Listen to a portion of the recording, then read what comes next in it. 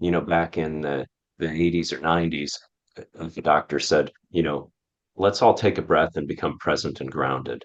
Everyone would have been like, who is this nutcase? But now at the VA with whole health,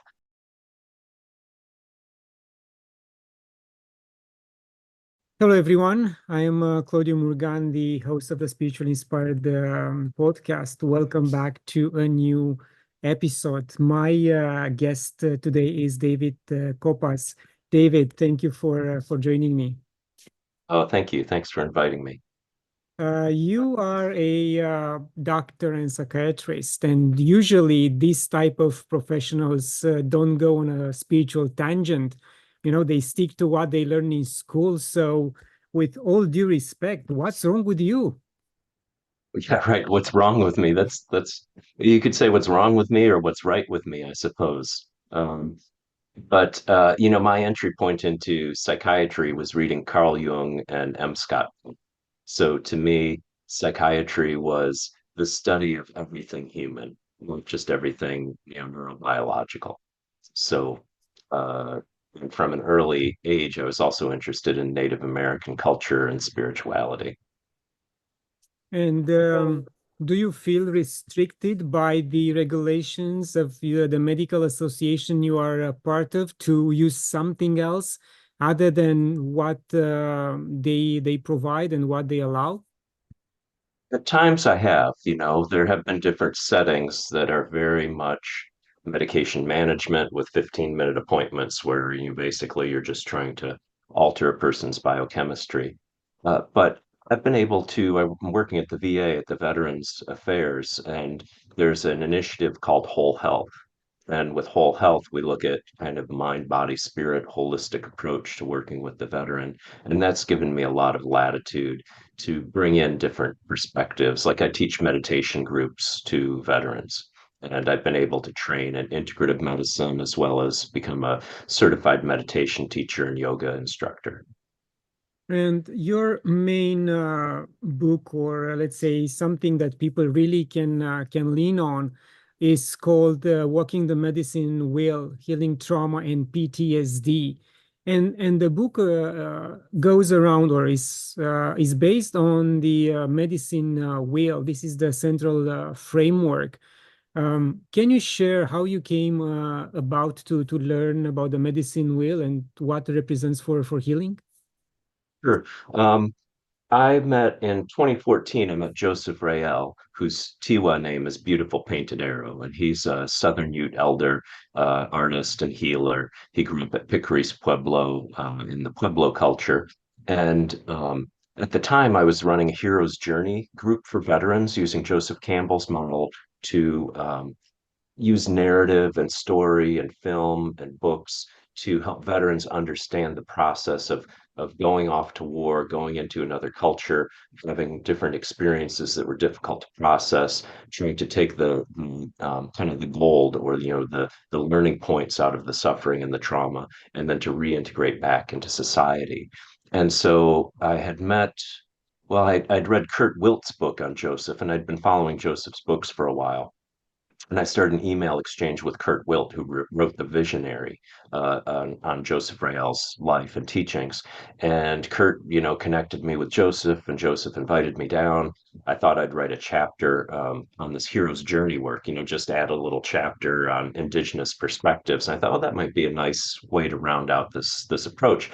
And then, just after the first day of talking with Joseph and looking through my notes, I was like, there's a whole book in this, already, and just talking to him for one day. And then the next day we started off, and I said, there's like, I'm wondering if there's a whole book that we've got on this material. And he just sort of nonchalantly said, yeah, that's what I was thinking. And, we were on from there. We've written 4 books together and worked together for 11 years and put out a lot of different articles and chapters and things too. So I came to the medicine wheel through Joseph, but I was already using this circular model of the hero's journey, that sort of starts in one place and goes around. And really, it's kind of more like a spiral, it comes around, but you don't come back to the same point. You're kind of revisiting a familiar, similar place, but in a different way. And So the medicine wheel, I started thinking about that too, about this way that it helps us orient in the inner worlds, because Joseph's got this sort of model of how there's inner aspects of the medicine wheel and outer aspects of the medicine wheel. And so, I just found it a very useful concept. Here, I'll just grab a painting off the wall. Oops, sorry, I got so many books here. I can't. Oh, it's attached to the wall. I can't get it. Um, but you can kind of see it behind those books there. So there's the different colors of Yes. the medicine wheel, and then each segment, each direction. So, the east represents the mental, and so it's the mental, purity, the letter A, and spring. And so each sort of direction of the medicine wheel has a vowel sound. It has a season, it has a direction, and then it has a human aspect to it. For instance, the mental. So yeah, so I could say more, but I'll pause and Yes, and yeah. you also mentioned that in fact it's not a circle, it's a spiral. So to me, right away, what I envisioned was even a different dimension, a different plan of or plane of consciousness. Because if we go up, we evolve from that 2D plan to a much more like a 3D plan with a different level of consciousness, awareness, and point of place and time, if I may say so. Yes, yes. So it's one thing that's interesting that Joseph adds into the medicine wheel is he says we don't exist. And so at first I was really puzzled. He just sort of sprinkled this in periodically. And, he's teaching something, they'd say, but after all, we don't exist. And then sometimes he'd say, la vida no más un sueño es. Life is but a dream. And so I knew Buddhist and Hindu concepts of Maya and that the world is illusion, that there's another kind of level of reality. And what I came to understand with Joseph is he would say, I kind of phrase it this way, sort of paraphrase it. We don't exist when we're trying to persist in a certain level of consciousness or a certain experience. We only exist when we're letting go of what we already have experienced and kind of walking through a door into the next experience. And so we exist in a sort of almost like a strobe light kind of thing. It's like every pulse we're existing and then we're not existing, existing, not existing. And so the movement around the medicine wheel is also kind of, in a way, we're continually moving around the medicine wheel, and then illness or neurosis or also with cultural and societal things are kind of when we get stuck in one place and we're trying to say we're this and refusing to kind of let go of what we think we are and move into what we could be. So, in other words, he talks about attachment and detachment from who we are, what we think we are, what we have, and sometimes what we want to have, not necessarily what we need. Yeah, that's a good way to put it. And becoming, he talks about becoming. So we exist when we're in a state of becoming, and when we're in a state of trying to um, hold on to things, we're actually not existing. We're kind of dropping out of the flow of reality, like sediment into a stream or something. When we're with the stream, we're existing. When we're trying to hold on to stuff, we become heavier and heavier, and then we drop out of the flow of life. Yes. And have you had the chance to take any veterans to Joseph and put them through a sweat lodge ceremony or any other type of detox? Joseph was formally retired when I met him. He's going to be 90 years old this year. And so he kind of, I was sort of his retirement project, I guess, in a way where he wasn't working with many people, but he, started working with me. So I haven't really seen him like lead a sweat lodge.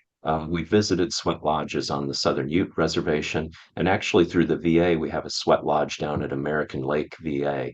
And so I've also gotten to know the elders, the Sweat Lodge elders who run that. Mike Lee, for instance, has become a good friend of mine. And, I've been with veterans in the lodge. And Mike also, he says something very much like how Joseph thinks. Mike says, the Sweat Lodge, the Inipi, is a Native American ceremony for Native American veterans. And yet all veterans are brothers and sisters, so it's for all veterans. And yet doctors and nurses take care of veterans if they're not well, and if they become unwell from treating trauma of the veterans, they can't treat the veterans. So really the sweat lodge is for everyone. And so I've been in some of the open lodges. They have some that are just veterans, but they have open lodges that are also the healthcare professionals and veterans together. So I've been able to experience that, and it's really amazing to see the different way it works. It's a non-cognitive way. It's a more experiential, emotional, spiritual, cathartic way of working with things rather than just at the mental level. Yes, and I recently read a book written by two shamans, one from North America, one from Africa, from Zimbabwe.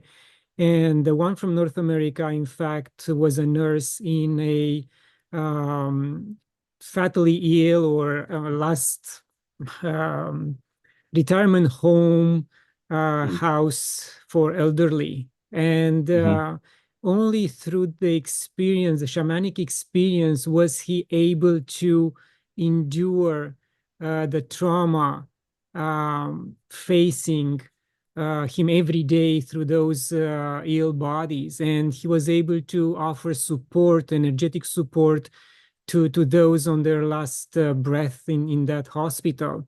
So that's why what you say is important, because the nurses should be trained in this type of approach and mindset. Otherwise, the patients will just be another number, and they won't get emotionally attached in any way in order to offer support. And I heard that the doctors and nurses these days are trained not to get emotionally attached to their patients. yeah, there's a few things there. First of all, what's the name of the book? Um, I'll give it Or to you you. could I it just send it to escaped me my later. mind right That's now. okay. I know when you're in the flow, sometimes it's hard to find the details.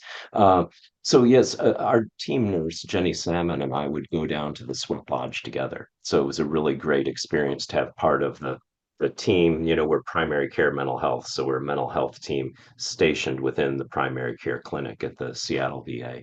So, it was a good thing that we were doing. Then we were leading the groups. She helped lead the Hero's Journey class, and we had whole health classes, and we invited the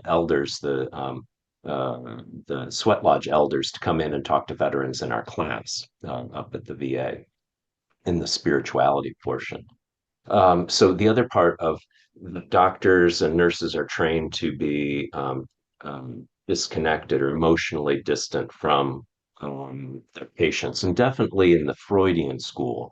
The Freudian school was very much of a kind of, in a way, a 19th century perspective that you could somehow be objective about subjective things. And so there was this idea of the analyst, sitting here in the analyst and on the couch, and not looking at each other for objectivity. And there was that idea of transference, that you could get emotionally interconnected. Jung had the idea more that for therapy to be effective, the therapist and the patient both had to change. That the therapist had to actually sort of be infected or sort of take on some of the neurosis of the patient, and then through self-analysis and consultation, sort of work through some of that on his or her own. So there were different perspectives. I think nurses are taught more empathy and compassion. So think the nursing teaching is more engaged, but nurses can burn out because it's such a high emotional thing. Some nurses learn you've got to be tough and distanced as they practice.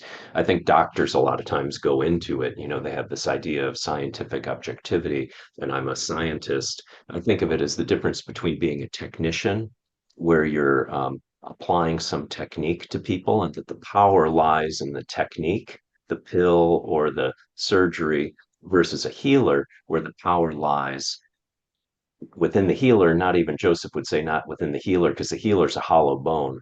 The healer is the conduit for the energy, the healing energy.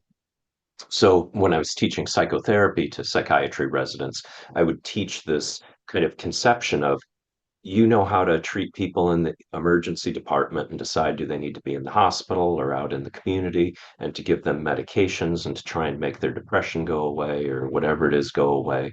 But there's also this long tradition of being a healer, as physicians being healers, going back into the Greek times with the iatros, and the healing presence, like the Asclepian temples with the dream incubation, and these different ways that were where the healer was more a partner in the healing rather than somebody just doing something material to the patient. Yes, and I find that more and more psychologists are trying to include other type of processes, procedures into their practice, and tarot is one of them. So I had a guest who uses tarot deck to bring forward some of the trauma and the blockages of her clients, and is very successful. And that's why I asked at the beginning if the how do you deal with the association blockages, the professional association blockages? Because in her case, she was able to get the approval and trademark this approach and then use it successfully in her practice. Oh, I think things are changing too. Like when I was in medical school, we were taught alternative medicine doesn't work and it's a waste of money. Then, as I got into residency, it was alternative medicine doesn't work, it's a waste of medicine. But some of the things, the herbs people take, are biologically active and they can interfere with our medicines. And so they're dangerous. So tell people not to take them. Both those eras were tell them not to take them. Then there was the integrative medicine era, which started to look at, some of these compounds biologically active and they have an evidence base, and maybe we can use some of them. Fish oil is a good example. That's something that's become kind of mainstream now for lowering cholesterol and for heart disease. It's something that we can prescribe through the VA.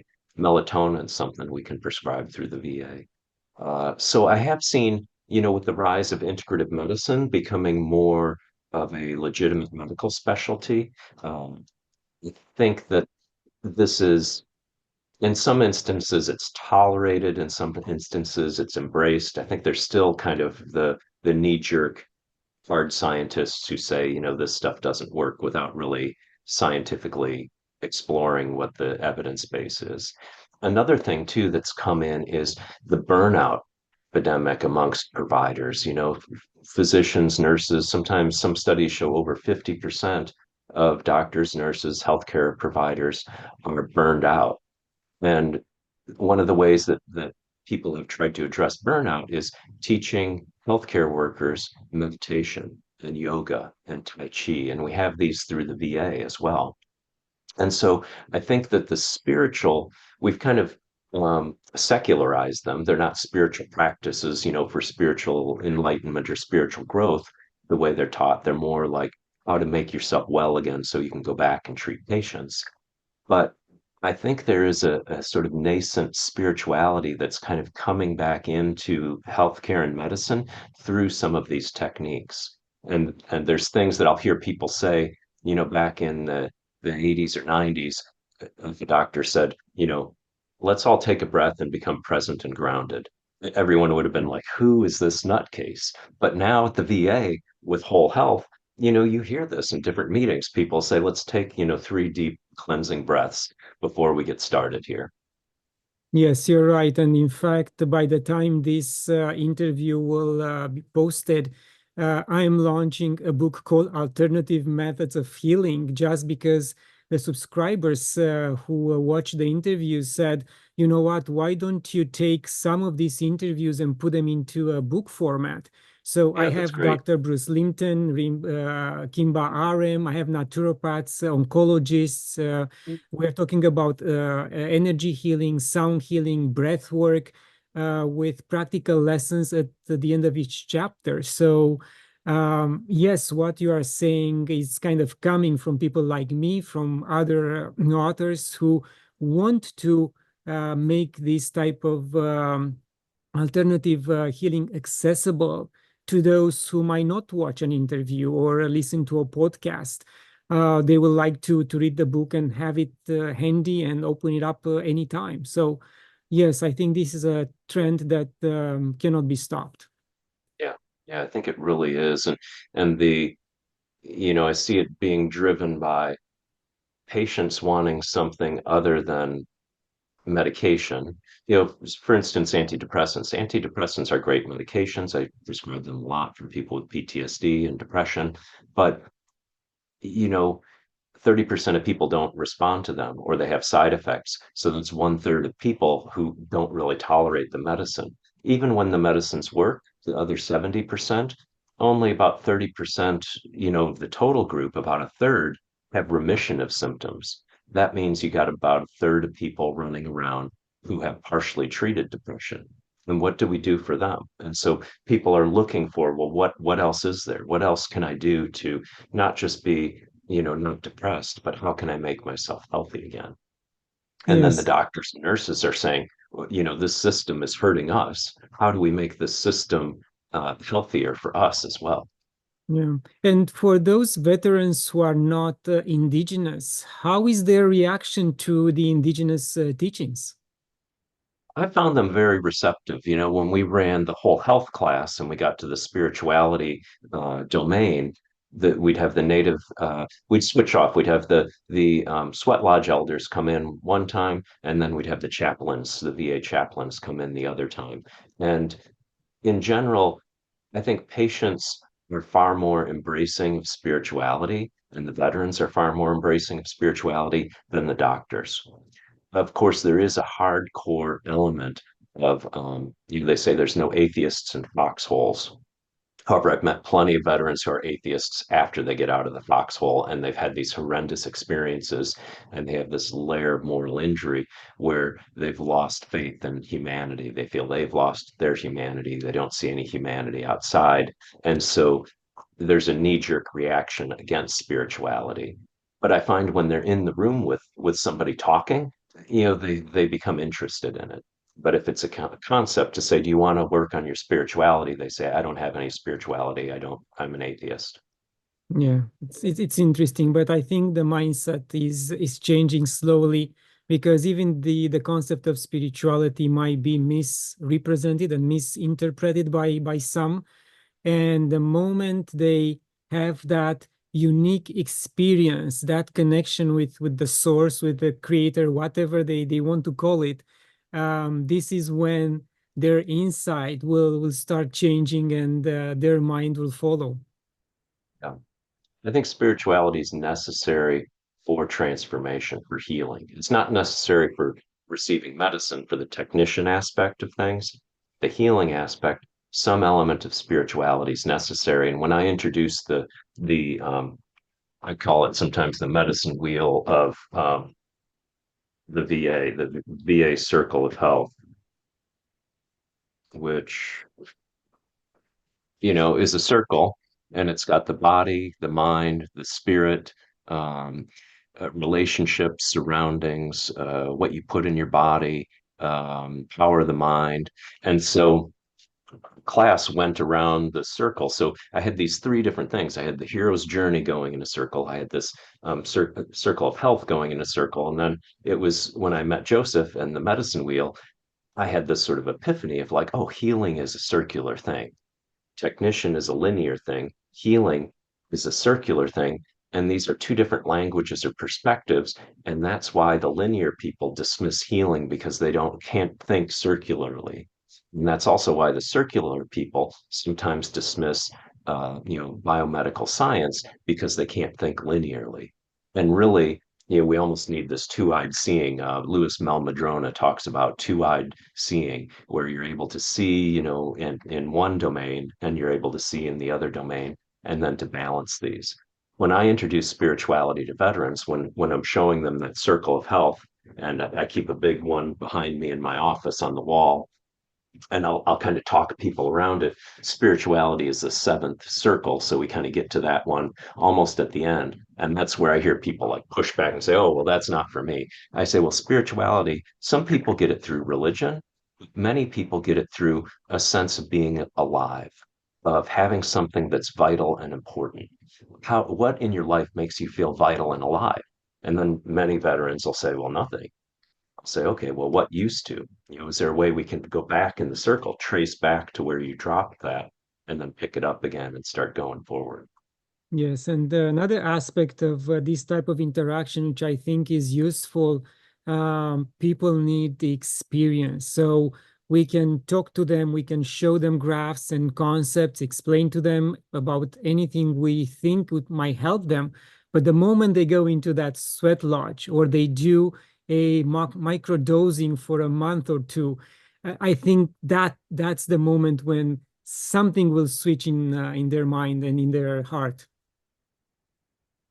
And I think through meditation too, that we can hit that through meditation, different types of mindfulness. Yeah, Mm. Do you use also breath work with them? I do. I teach with the mindfulness class that I teach. It's a meditation class. We I sort of vary it. We usually start with some breath work to kind of ground in and center, and then we'll add sometimes guided imagery. The type of meditation I trained in was I rest, integrative restoration, a form of yoga nidra. So it does has a body scan, and then sort of you could say a body scan, an emotion scan, a mental scan, then sort of letting go of those ego levels to just sort of be present with awareness, to just have awareness in the present moment. And then to even at some of the higher levels of it, starting to get into a non duality, a non separation, and then kind of coming back down through that. So, yeah, so I'll do a variety of different meditation techniques. And then we've got the VA's got a VA app store, a national app store. Anybody can access, you could access it yourself, and just type in VA app store into a search engine and mindfulness coach, download that. And it's basically a meditation app to help teach veterans mindfulness. And it's got also a bunch of other resources like University of California, San Diego, all their resources. It's got a whole bunch of iRest, integrative restoration resources there too. Yeah, interesting. It's good that there is effort put into helping them coming back to a normal life, or at least close as possible to a normal life. I know that you just mentioned several minutes ago about Joseph considering himself the vessel. And there is a, back and forth between this concept of being a healer or facilitating healing, and at the same time, the idea that we heal ourselves and no one can heal us. How exactly does he see this process I just mentioned? Yeah, yeah. And I think it's one of these things like we don't exist. You can go into it back and forth and back and forth. And healing is the healing coming through the healer or not. And it's a back and forth. And there's also a sense that in the tradition that a true shaman would never call themselves a shaman. So Joseph, one time he took me down to the Aztec, um, the old village, an old Pueblo village in New Mexico, and he's talking to the ranger there, and he says, "Some people call me a medicine man. Uh, I don't know about that. I just work here." And so that sort of humble approach of like, I don't have a big fancy name. I don't have to call myself something. I'm just doing this work. But then, when he was a kid growing up in Pickery's Pueblo, his grandparents taught him that work is worship. So anything you do, sweeping the floor, you can sweep the floor in a sacred manner. You can plant seeds in a sacred manner. You can, clear rocks from a field in a sacred manner. So anything that you do, the sweat lodge, you do it in a sacred manner. So it's not just that spirituality is over here and your regular life is the other 99%. It's that spirituality infuses your everyday life. So the healer, um, in a way, the healer has to do the work to get out of the way. I think of it almost like, in the chakra system, you've got this, 7 different layers. There's different ways that the chakra system's represented, but the way I learned it was, the body, the emotions, the mind, the heart, creative expression, intuition, and spirituality. And first three I think of as the ego, the mind, the emotions, and the body. And that's what our society is largely based on. That's materialism. Those three things are kind of the materialism of I want something to make me feel better, I want something because I think I want it. And those aspects of the ego, because you'll see this back and forth too. A healer should not have any ego. And other people will say a healer without any ego is like a hot air balloon drifting through the cosmos. You need to have grounding too. So the chakra system is a nice um, model because you can say, well, you need to have a good first chakra and be grounded and present. But then that can also give you a good base, like a pyramid, to build up to the spiritual level as well. So I think personally, I'd say you have to develop your ego enough that you recognize the limits of the ego so that then you can sort of set the ego aside. And this is the work that the healer does. The work that the healer does is learning to sort of disidentify solely with the ego, not to um, denigrate the ego, but to just disidentify and to say, I'm more than my body, I'm more than my emotions, I'm more than my thoughts. What is that something more? And then that's the spiritual exploration is what is that something more than my ego? Yes, it's a very interesting journey and tug of war inside of us, with all these aspects of who we are. And yes, I have to admit that I have to detach myself from the outcome of what I do from time to time related to energy transmissions and facilitating. I'm not going to say healing. So I feel satisfaction when I get feedback, positive feedback, and I try to have it for a short period of time and then move on. It's there, it's in the past. I'm glad that everything went well. Now, what's next? Yeah. Yeah. And that healing state too, I think it's a shift in consciousness where things are happening sometimes that you're not directing. And that even it's hard to remember sometimes what you do. Some people have a dissociation where they're in like a trance healing in some cultures, and then they come back and they don't remember anything that they did. But I could see how that could happen because there is this sense of it's almost like a different reality, a different state of being. I found that in the operating room, interestingly enough, too, doing surgery when I was in medical school. There's this whole procedure of purification, scrubbing your hands really good. You purify, you put on these robes, you cover your face. Everybody looks kind of the same, but everybody has these different roles. And then you hyper concentrate on this, thing where you're opening up something that normally shouldn't be open and you're peeling it back and you're looking inside. And I would feel like, hours could pass and I'd feel like because I was so hyper focused in this whole team, almost like a team meditating, comes in with this intention, this healing intention to help somebody. Um, and of course, they don't think of it in a spiritual way, but I found a kind of similar shift in consciousness could happen in the OR. And I never thought I would like surgery, but I was like, I could see how people could get into this. This is a really, really cool thing.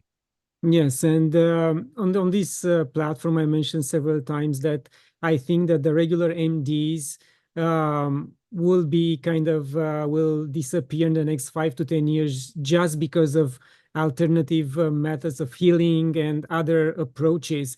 And I thought that the specialized doctors like neurosurgeons and other type of surgeons will stick for much longer because of their specialty. But now with AI and this new wave of technology, do you think that they also could be replaced? I don't know about being replaced. Imagine a blood vessel ruptures in the brain. Um, you're going to need either some really, really highly advanced machine that's going to be able to go in there, maybe even without opening the skull, and to repair that, like you see on Star Trek. I read a lot of science fiction. There's a lot of science fiction that overlaps with healing and overlaps with technology. So, maybe technology will get to a point where the person of the physician will start to kind of redevelop the healing approach because the technology is taking care of the technician approach so much.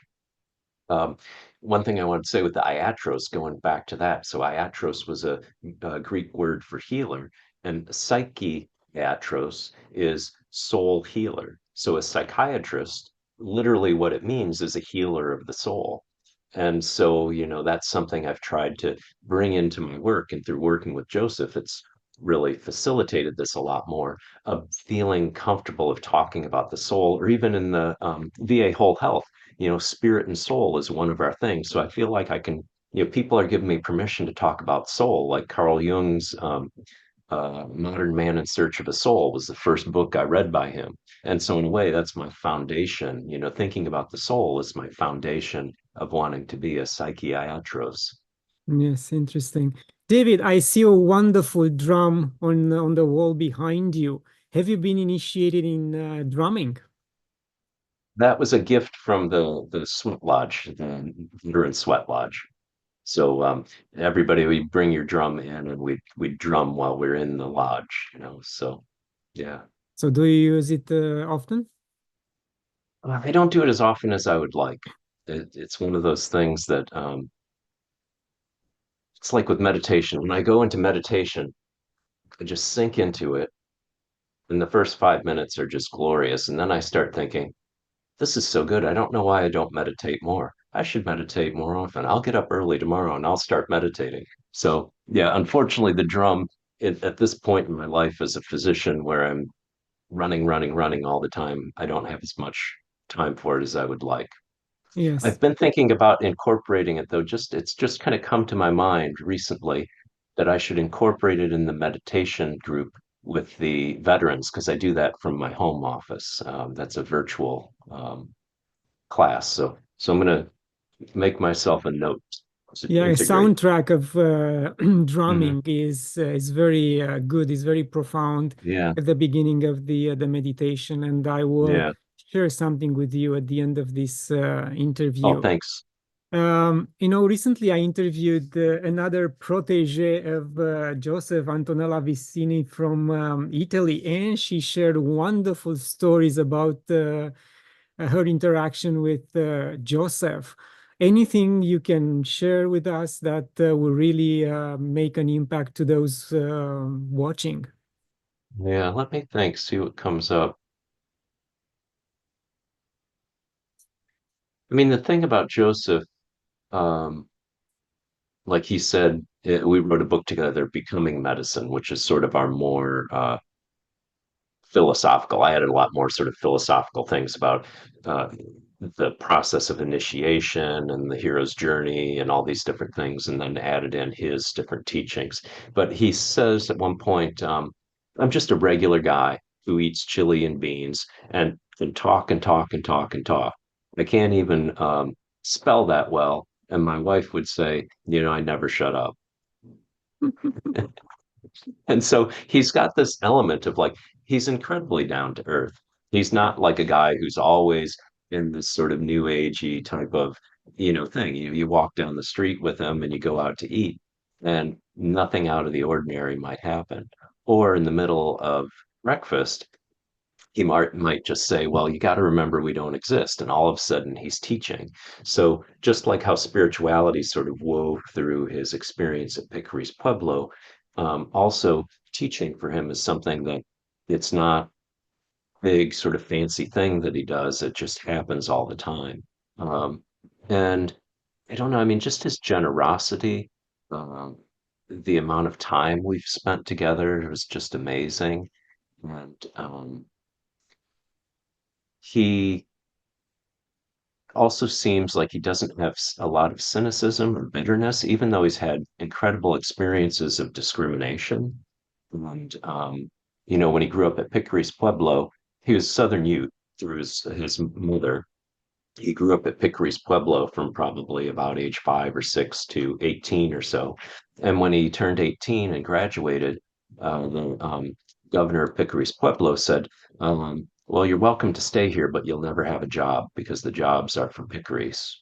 And Joseph said, well, but I am Picary's. He said, no, you're Ute. You should go back to the Ute reservation and be with your people.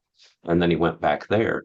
They said, well, who are you? You haven't grown up here. You're Picary's, or you should go off with live with the white people. So he went and lived with the white people, and they said, you should go back to the reservation. So instead of being alienated, and I use this for veterans too, because a lot of veterans feel like they've been used and discarded and they can't fit back into society. Um, Instead of feeling alienated from everyone, Joseph somehow transformed that, to the next level to say, it's not that I don't fit in with any particular subgroup. It's that I'm a cosmic citizen. I fit in with everyone. The cosmos is my country. And so that also informs his work towards world peace because he sees everybody as interconnected and everybody as being related. Um, yeah, so I think that's something that I try to aspire to whenever I get grumbly about, this or that or politics or about, world is. And I try to think, well, what would Joseph say? Joseph wouldn't waste his time in bitterness. He just, like one time he said to me, um, plenty of people have worked on world peace and we haven't gotten there yet. You and I have been working on this too long to give up. So let's just get back to work. Yes, and I think politics or world events are the only things that trigger me today in the negative. So I have to watch myself. And Yeah. the reason I ask these questions about our elders is, and also ask Antonella, because I consider these discussions time capsules, and I had several guests who passed, and the family was able to go back and watch these interviews, or some who are not in their good state of mind, if I can put it that way. And also, I send the links to the family and I say, look, this is how he was 2 years ago or 3 years ago. Watch him and remember him like that. And you will get a lot of knowledge and you will understand him more, even if you haven't talked to him in the last 5 years. So this is another way of discovering of who he was at age 80 or 85. So that's why I put this effort with a lot of pleasure and consciousness that later on in 10, 15, 20 years, others will watch these interviews and will learn from it. Yeah. Yeah. I've got hours and hours of recordings with Joseph too. At some point, I gave up mostly on recordings unless we were trying to put something out. We did some videos and some audio recordings sometimes, but because it was like a flow of a stream in a way. This is when we first started working together, and he said we'd write a book together. And so my idea was like, well, I'll write a book about or a chapter about trauma and then Western approaches to trauma. You'll write a chapter about Indigenous approaches to trauma. Then we'll both write a chapter together. And instead, it was going to be Joseph just talking, going off in all these directions and looping around. And it'd be like, he already told me about this before. And then eventually I realized, okay, because this is important. So don't think, oh, he already told me about this before. Think, why is he telling me this again? And what is it that I haven't learned yet from this perspective again, or maybe we're at that same point in the medicine wheel and the story's going to resonate in a different way. And so, I've got material that I haven't even sifted through yet. It's probably 10% of what I've experienced with him. I've been able to condense down into any of our books. Beautiful. And David, after so many years spent with Joseph, have you realized or um, came to the conclusion that you know what your path is, what your life purpose is, or you still have to go through much more before you're gonna find that? Yes and no.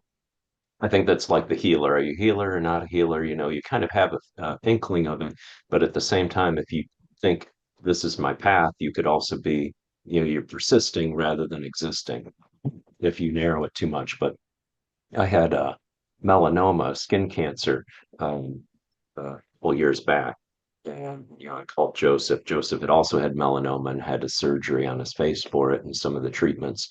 And he said to me, "Do you know why you got cancer?" And I started to think of all the different negative things in my life, that I could have done or been exposed to, or the positive things that I didn't do. And then he just kind of cut me off and he said, "Because you're still in training." And then I thought, oh, okay, well, I don't really know what I'm in training for, but that gives me a framework to take this negative experience of cancer and to when I feel suffering or I feel fear or I feel, any sort of different experience with this to think, how is this related to my training? What am I trying to learn in this experience rather than getting stuck in the experience and, becoming bitter, cynical, or depressed about it? Yeah, interesting. So training, I'm somebody who's in training. That's my path. Yes, I think a lot of us are in training, or Mm, I mean, as long as we are aware that we are in training, yeah. so we stick to the path and we look for more clues on how we can evolve. But if we are not aware that we're supposed to be in training, nothing will happen. I Yes. can answer another level of that too. Um, that I see some of my work is integrating things and bringing things together. Like M. Scott Peck said something like he was surprised that The Road Less Traveled was a really popular book because he said I didn't say anything new. I just kind of brought together stuff that was already out there. So in a way, I think I'm a kind of integrator and a synthesizer.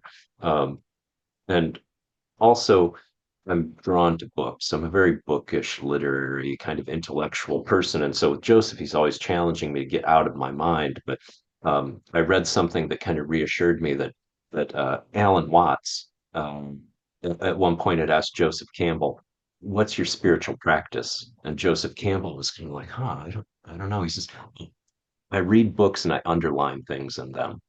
And so I was like, oh, okay, that can be a spiritual practice. So, because I read a lot of books and I underline a lot of things in books, and I'm drawn more to that than the ceremony. The ceremony I have to, like, Joseph has to kind of pull me into sometimes. I'm more of an introvert and I just want to sit and kind of read my books.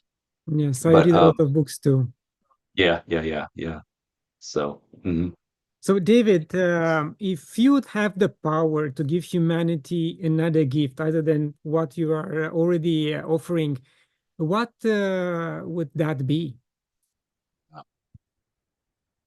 different levels of this. Like, I have a dream to write a book. I wrote my first book was Rehumanizing Medicine.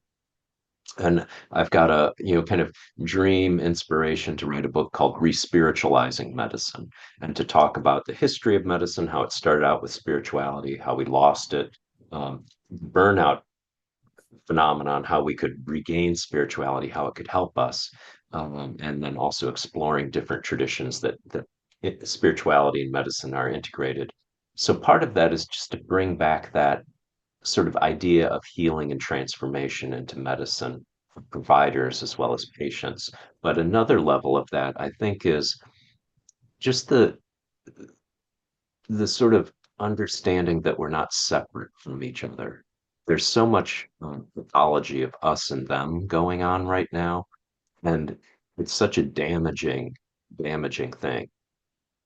And so if there's any way that I can help people to understand, there really isn't an us and them. It's just a superficial understanding of differences rather than seeing the underlying unitariness or oneness of humanity and of all life. Really, all life is interconnected.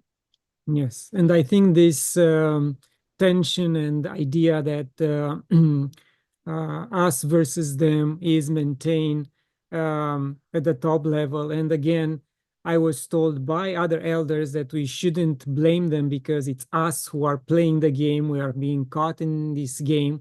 So if we all stick to our own mind, our own inside, on the spiritual side, then they won't have anyone to play with.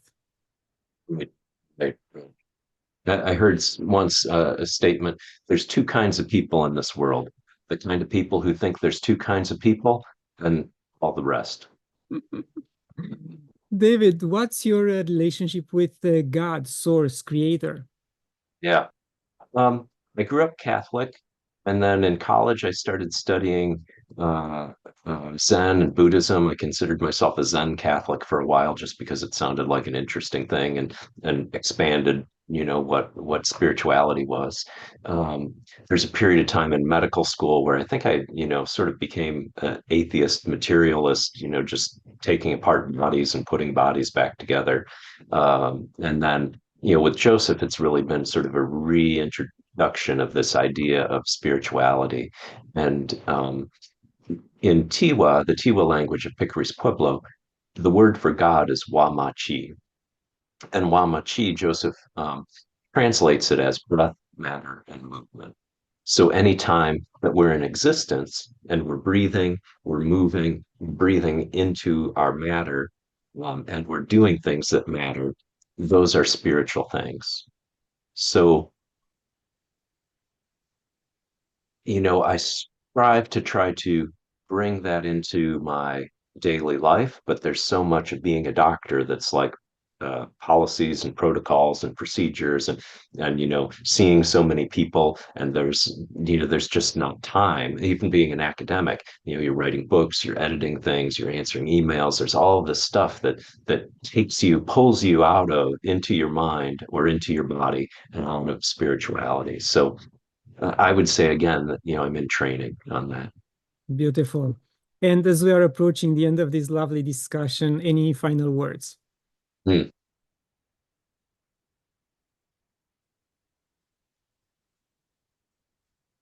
Yeah, I would say that us and them.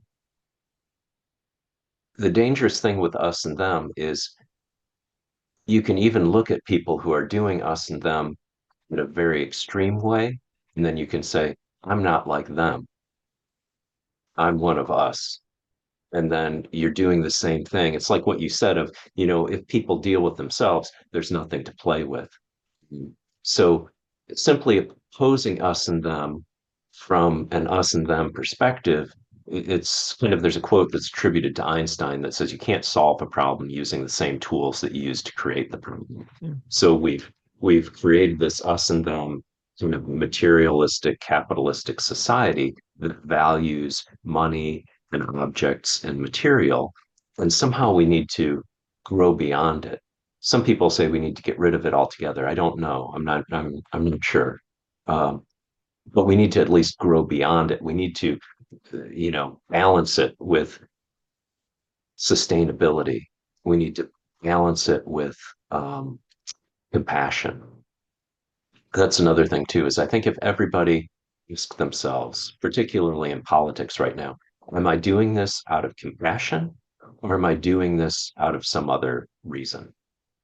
Yes. And if we So could all just, yeah, and I'm saying it for the nth time that anyone who wants to get into politics should go through either a sweat lodge ceremony, sacred plant ceremony, or any other type of spiritual ceremony to at least start on knowing themselves before yes, stepping into that arena. yes. Yeah, I've often thought that the best politicians are the people who would least want to be a politician. Yeah. David, thank you very much once again for your time. All the best. Oh, thank you, Claudiu. And for my viewers, thank you for watching. Share it, leave a comment, and visit us on spiritualinspired.ca or gnostictv.com. Until next time, love and gratitude.